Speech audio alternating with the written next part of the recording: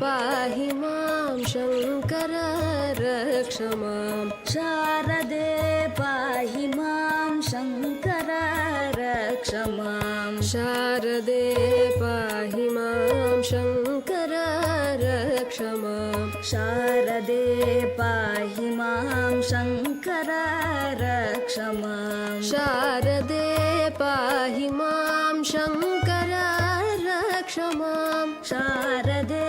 पाहि मां शङ्कर रक्ष मां शारदे पाहि मां शङ्कर रक्ष मां शारदे पाहि मां शङ्कर रक्ष मां शारदे पाहि मां शङ्कर रक्ष मां शारदे पाहि मां शङ्कर रक्ष मां शारदे पाहि मां शङ्कर रक्ष मां शारदे पाहि सूचनाय भवती करुणार्द्रे तादृशं किल दधात्यभिधानम् तुङ्गे शुभदतरङ्गे मकरतुरङ्गे क्षिनिर्जितकुरङ्गे शृङ्गेरीपुररङ्गे कचधुतभृङ्गे रमस्व हृद्रङ्गे दिग्लोचने परमसुन्दरतुङ्गभद्रा सन्दर्शनेन रहिते रसनाञ्च तां धिक् या स्वादयेन्न किटिजन्मपयस्तथात्र न स्नाति योऽस्य मनुजस्य धिगस्तु जन्म त्वदीयं तुङ्गेऽम्भो बहुमधुरिमाढ्यं ह्यमृतवत् ततः सर्वं जात्या जलममृतशब्दप्रगदितम् त्वदन्यासामम्भः प्रकटसरितां यद्विषनिभम् ततः सर्वं जात्या विषमिति च शब्देन गदितम्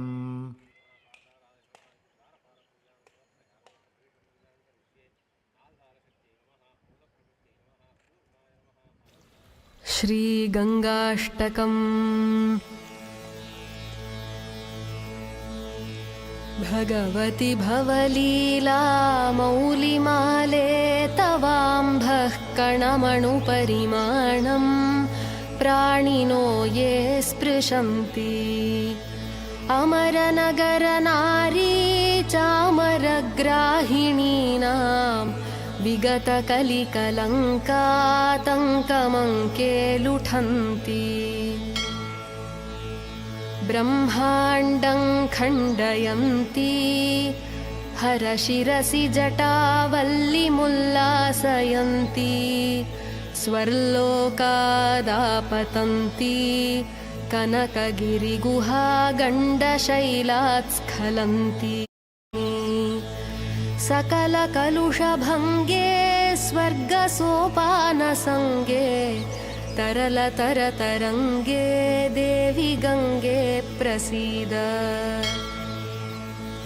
मातर्जाह्नविशम्भुसङ्गमिलिते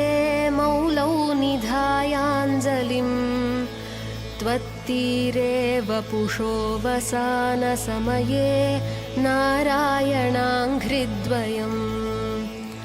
सानन्दं स्मरतो भविष्यति मम प्राणप्रयाणोत्सवे भूयाद्भक्तिरविच्युता हरिहराद्वैतात्मिका शाश्वती गङ्गाष्टकमिदं पुण्यं यः पठेत् प्रयतो नरः सर्वपापविनिर्मुक्तो विष्णुलोकं स गच्छति।